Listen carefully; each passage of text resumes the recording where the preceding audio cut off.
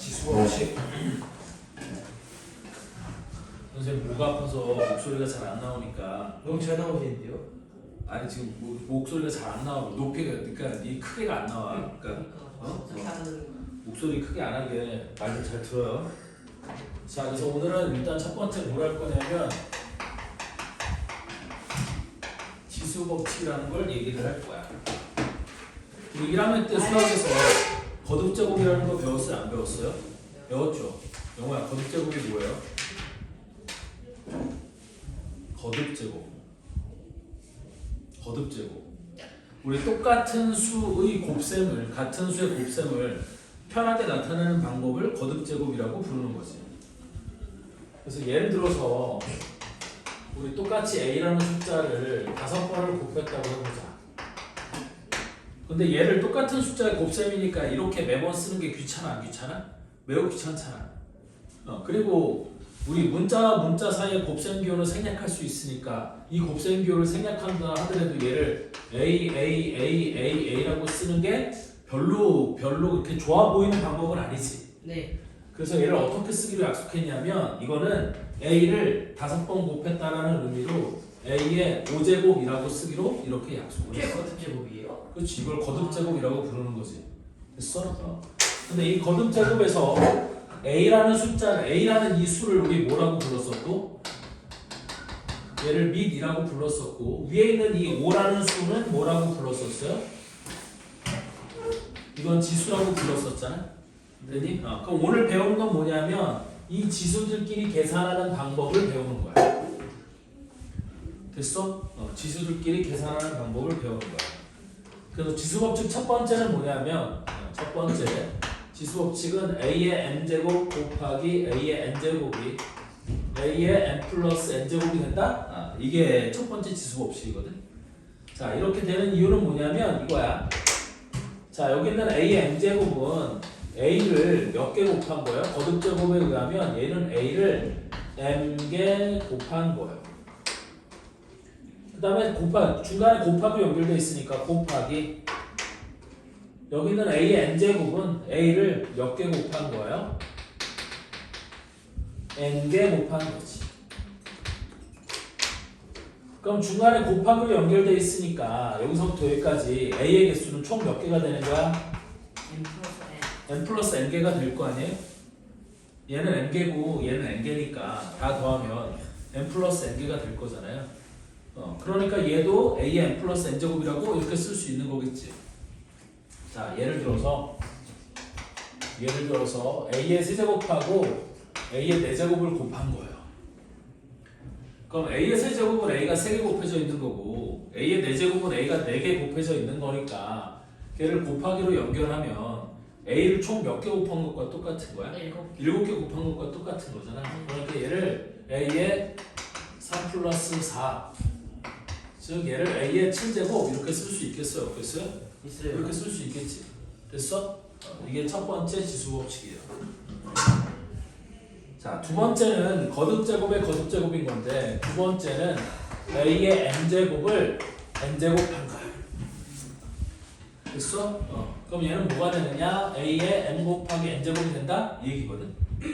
자, 이 얘기는 무슨 얘기냐 하면 이 얘기거든요. 여기 a의 n제곱이 n개가 있는 거니까 자, a의 n제곱은 a 곱하기 a가 몇 개가 있는 거야? n개가 있는 거야. 됐니? 그런데 요 한 단위가 또 n개가 있는 거잖아. 됐니? 그러니까 요거 한 단위 그 다음에 n제곱이면 곱하기 여기도 또 뭐가 있냐면 a 곱하기 쭉 해서 a 이것도 마찬가지로 n개 그 다음에 곱하기 점점점 여기도 a 곱하기 a까지 요게 n개가 있는 거.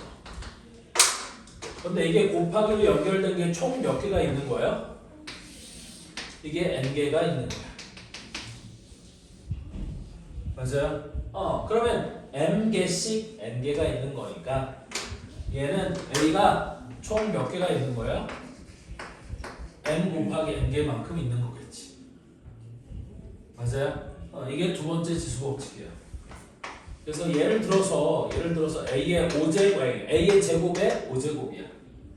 그럼 얘는 a 제곱이 몇 개 곱해져 있는 거야? 5개 곱해져 있는 거지.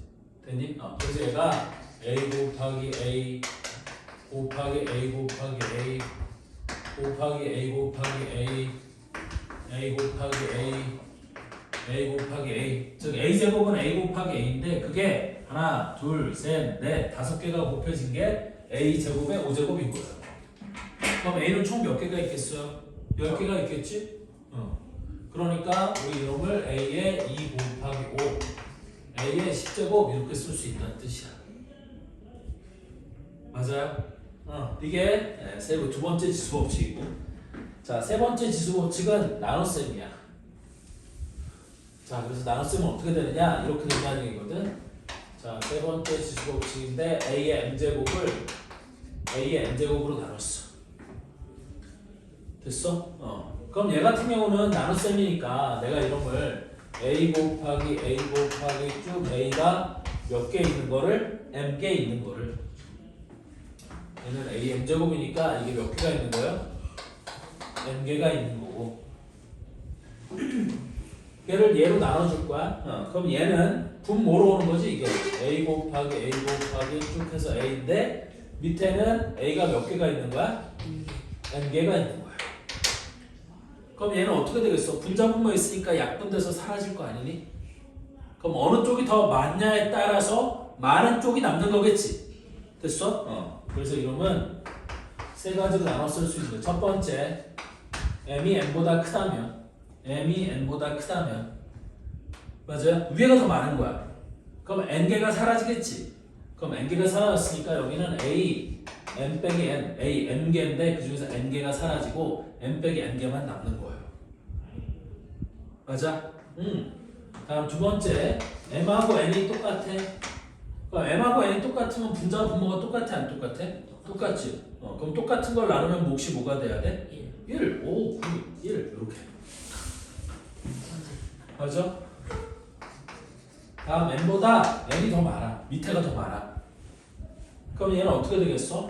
a, n개에서 n개를 빼주고 위에는 다 약분됐으니까 날라가 사라져서 이렇게 되는 거겠지. 분수예요? 아니 분모에, 그러니까 분모가 더 많으니까 약분되고 나면 분자는 다 사라져서 안 남을 거고 분모에만 a가 몇 개 남을 거 아니야. 그러니까 이렇게 쓸 수 있다는 거지. 자, 예를 들어서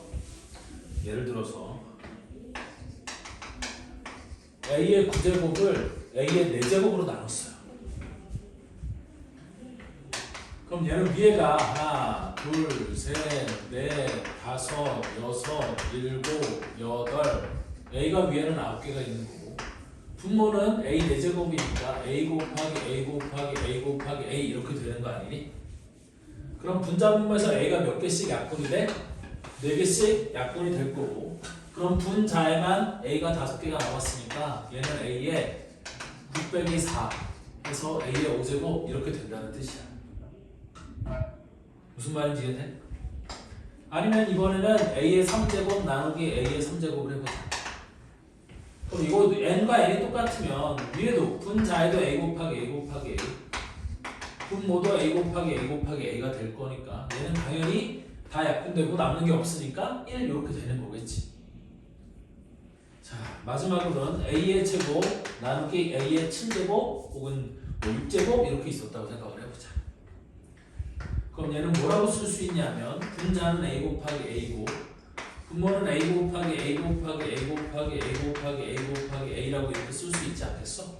a가 6개니까. 그럼 몇 개씩 약분돼 사라지는 거야? 2개가 약분돼 사라지는 거니까 위에는 남은 게 없어? 그럼 1이라고 쓰는 거지.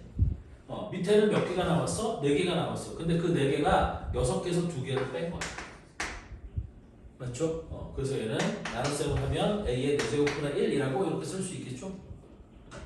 무슨 말인지 이해돼? 그래서 나누기는 어차피 분자 분모니까 설마 이거를 모르는 건 아니겠지? a 나누기 b는 a 나누기 b 이렇게 쓸 수 있는 거야. 아니 가끔 너희들은 상상을 초월하는 짓을 하니까 a 나누기 b는 이렇게 쓰는 게 맞아 원래. 알겠지 영우야? 네. 소복하잖아요. 의심돼. 예? 전 똑똑한데. 간헐적 천재. 대체적으로 불량하고 간혹 똑똑해지는. 그냥 멍청한데요? 넌 그냥 원래 멍청하잖아. 더맨적으로 해야지. 자, 나. 똑똑해. 나 천재. 다 해. 자, 네 번째 지수. 아니, 여기 봐. 내가 뭐 하는 거야? 네 번째 지수 법칙은 뭐냐면 이거야. a 곱하기 b m제곱이 있었다고 생각해보자. 야, 네. a 곱하기 b m제곱이 있었다고 생각해봐. 그럼 얘는 a 곱하기 b 곱하기 a 곱하기 b a 곱하기 b가 몇 개가 있는 거예요? 총 n개가 있는 거지. 근데 우리 곱셈은 교환 법칙과 결합 법칙이 성립하지 않아. 그게 뭐예요? 우리 교환 법칙이 뭐였어? a 곱하기 b랑 b 곱하기 a가 똑같다. 이게 교환 법칙이었었고, 묻는 거 아닌가요? 결혼. 결합 법칙은 뭐냐면 a 곱하기 b를 먼저 하고 나중에 c를 하나, b 곱하기 c를 먼저 하고 나중에 a를 곱하나 똑같다. 이게 결합 법칙이었어. 즉 곱셈은 교환 법칙과 결합 법칙이 다 성립하니까 우리 곱셈 순서를 내 마음대로 바꿀 수 있다. 교환 법칙과 결합 법칙을 이용하면, 이 두 가지를 이용하면 우리 곱셈 순서는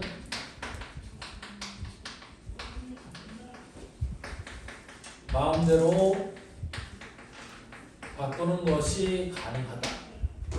이렇게 되는 거거든.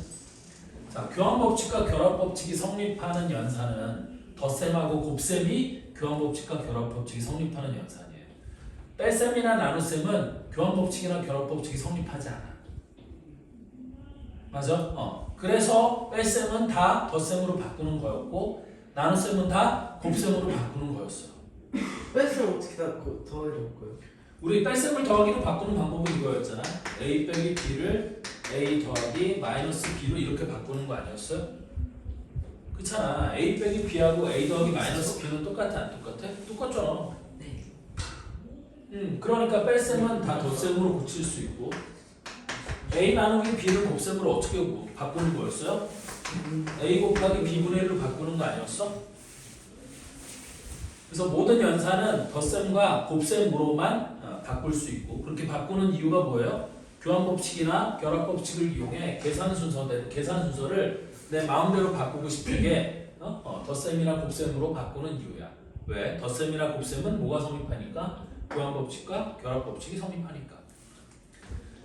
따라서 우리 이놈을 갖고 얘를 어떻게 고치겠다는 거냐면 이렇게 고치겠다는 거지. 자, 어차피 A와 B 사이에도 아무런 기호가 없으면 뭐가 생략되어 있는 거예요? 곱하기가 생략되어 있는 거잖아. 따라서 어차피 A와 B가 다 곱셈으로 연결되어 있으니까 얘는 A를 한쪽으로 몰고 B를 한쪽으로 몰아도 돼요? 안 돼요? 되죠. 이렇게 해도 상관없는 거지. 그러면 A도 몇 개가 있는 거고 M개가 있는 거고 B도 몇 개가 있는 거야? M개가 있는 거니까 나는 이놈을 A의 M제곱 곱하기 B의 M제곱으로 이렇게 바꿔 쓸 수 있다는 얘기지. 됐어? 그래서 꼭 분배 법칙을 하듯이 A 곱하기 B의 M제곱이면 이 M제곱을 안으로 이렇게 넣어줄 수 있다 그 얘기예요. 무슨 말인지 이해되니? 그래서 예를 들어서 이런 게 가능하다는 거지. A 곱하기 B의 5제곱이 있어? 그럼 얘는 A의 5제곱, B의 5제곱이라고 쓸 수 있다는 거 없다는 거야? 이렇게 쓸 수 있다는 거지. 자, 그러면 아까 우리 세 번째 지수법칙, 아니 세 번째가 아니라 두 번째 지수법칙하고 네 번째 지수법칙을 섞으면 얘는 이렇게도 할 수 있지. 자, 예를 들어서 A제곱, B세제곱의 4제곱이래요. 그럼 이것도 마음대로 바꿀 수 있는 거 아니야? A가 2번 곱해져 있고 B가 3번 곱해져 있는 걸 4번 곱하는 거니까 나는 이걸 A제곱의 4제곱 곱하기 B세제곱의 4제곱이라고 일단 이렇게 바꿔 쓸 수 있을까 없을까? 이 지수법칙이라면 이렇게 바꿔 쓸 수 있겠지? 그럼 아까 두 번째 지수법칙에 의해서 A제곱의 4제곱은 A의 8제곱 B세제곱의 4제곱은 B의 12제곱이라고 이렇게 또 바꿔 쓸 수 있는 거지. 무슨 말인지 이해되니? 네.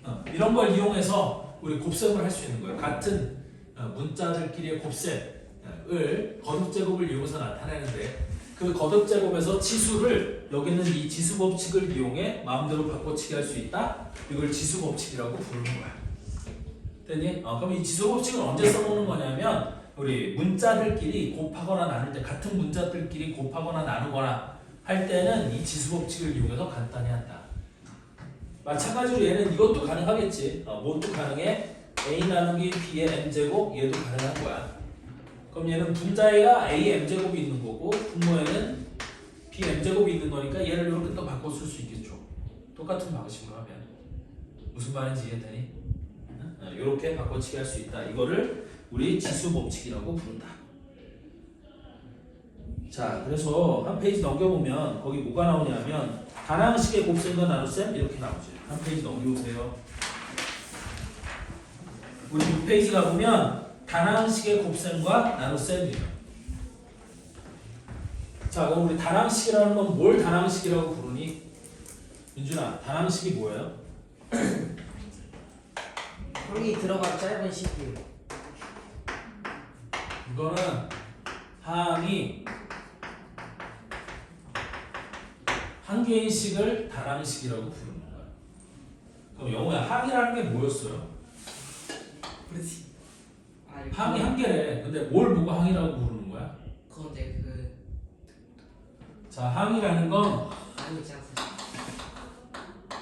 숫자 또는 문자의 곱으로만 이루어진 식. 나눗셈은 안 돼. 곱으로만. 덧셈 뺄셈도 안 되고 곱으로만 이루어진 식을 다항식이라고 불렀었어. 됐어? 그래서 여기서는 이제 뭘 할 거냐면 다항식 곱하기 다항식을 할 거예요. 그러니까 다항식이라는 상대되는 개념이 뭐냐면 우리 다항식이랑 상대되는 개념인 건데 다항식은 항이 한 개 이상인 것, 여러 개인 것. 물론 한 개인 것도 다항식에 포함이 되기는 하는데 됐어? 항이 여러 개인 걸 다항식이라고 부르고 항이 한 개인 거. 아까 김민준이 잘못 알아갖고 여기 있는 단을 짧다라고 얘기했는데 짧은 게 아니라 단은 하나를 뜻하는 거야. 단은 여러 개를 말하는 거야. 단은 한 개. 여기는 단은 여러 개. 단 한 개를 포함하는 개념이에요. 됐어? 그래서 여기서는 이제 뭘 배울 거냐면 다항식 곱하기 다항식을 배울 거야. 즉 다항식과 다항식을 어떻게 곱할 수 있느냐 또는 다항식 나누기 다항식도 할 거예요. 다항식 나누기 다항식도 할 거야. 그래서 다항식과 다항식을 곱하거나 나누는 건 됐니? 우리 원칙은 되게 간단해요. 다항식과 다항식을 곱하거나 나누는 건 거기 뭐라고 되어 있냐면 숫자는 숫자끼리 문자는 문자끼리 곱하고 나누면 돼요. 됐어? 그래서 숫자는 숫자끼리 그리고 문자는 문자끼리 곱하고 나누면 된다. 곱하고 나누면 된다. 단 같은 문자의 곱셈과 나눗셈에서는 뭐를 사용하면 되는 거예요? 지수법칙을 쓰면 되는 거예요. 되니? 문자는 문자끼리 곱하고 나누기를 하되 같은 문자끼리 곱하거나 나눌 때에는 뭐를 사용한다? 우리 앞에 오늘 배운 지수법칙을 사용한다. 자, 그리고 다항식의 나눗셈인데 어차피 나눗셈은 뭘로 고치면 돼? 곱셈으로 고치면 돼. 되니? 아까 곱치는 방법 알려줬지? 우리 A라는 다항식과 A라는 다항식을 B라는 다항식으로 나누는 건 A라는 다항식 곱하기 B분의 1을 곱하는 것과 똑같아요. 맞죠? 그래서 나눗셈은 다 곱셈으로 붙일 수 있으니까 어차피 다항식의 곱셈과 다항식의 나눗셈은 똑같은 방법인 거다. 분수꼴로 바꾸어 계산하는 방법도 있고 나눗셈을 역수의 곱셈으로 바꾸어 계산하는 방법도 있는데 편한 방법 어차피 방법은 똑같아요. 두 개 다 똑같으니까 본인이 편한 방법을 하시면 되겠고 자 이때 단항식의 곱셈과 나눗셈이 섞여 있을 때는 지수법칙을 이용해서 괄호를 먼저 풀고 나눗셈은 분수꼴 또는 역수의 곱셈으로 바꾸고 어쨌든 나눗셈은 곱셈으로 다 바꾸면 된다는 뜻이야. 그리고 난 다음에 부호를 결정한 후 개수는 개수끼리 문자는 문자끼리 계산한다. 이게 단항식의 곱셈과 나눗셈을 하는 방법인 거고 다음 5번 다항식의 덧셈과 뺄셈이야. 이건 1학년 때도 했지만 우리 다항식끼리 덧셈 뺄셈을 하는 거거든. 다항식 플러스 마이너스 다항식 우리 이거 어떻게 계산할 거냐는 거야. 그럼 얘는 동료한끼리 모아서 계산하면 돼.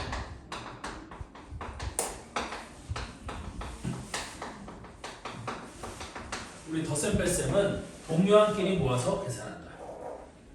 그래서 거기 뭐라고 나와 있냐면 다항식의 덧셈과 뺄셈인데 첫 번째 다항식의 덧셈은 괄호를 풀고 동료한끼리 모아서 계산한다.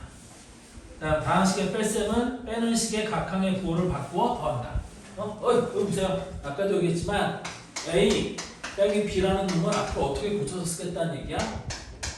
A 더하기 마이너스 B로 고치겠다 그 얘기예요. 그럼 뺄셈도 다 뭐로 바꿀 수 있어? 덧셈으로 바꿀 수 있겠지. 그래서 뺄셈은 덧셈으로 바꾸고 빼는 식의 각각의 부호를 바꾸어 더하기로 바꾸고 덧셈은 괄호를 풀어 동료한끼리 모아서 계산한다.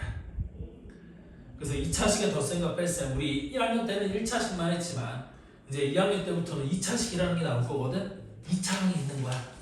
자, 2차항이라는 건 문자가 두 개씩 곱해져 있는 항이 있는 거지. 그래서 걔네들끼리 덧셈과 뺄셈을 할 때도 역시 동료항끼리 모아서 계산하면 된다.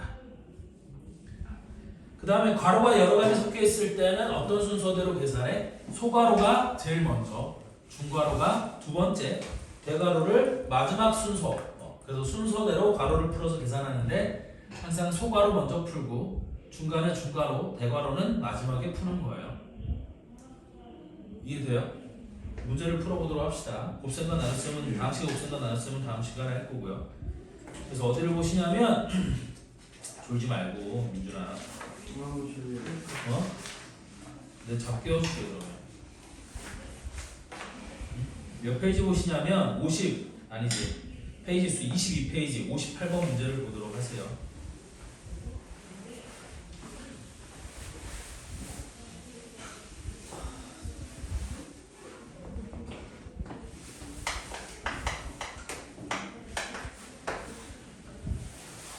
자, 다음 중 옳은 것을 골라라 그랬어.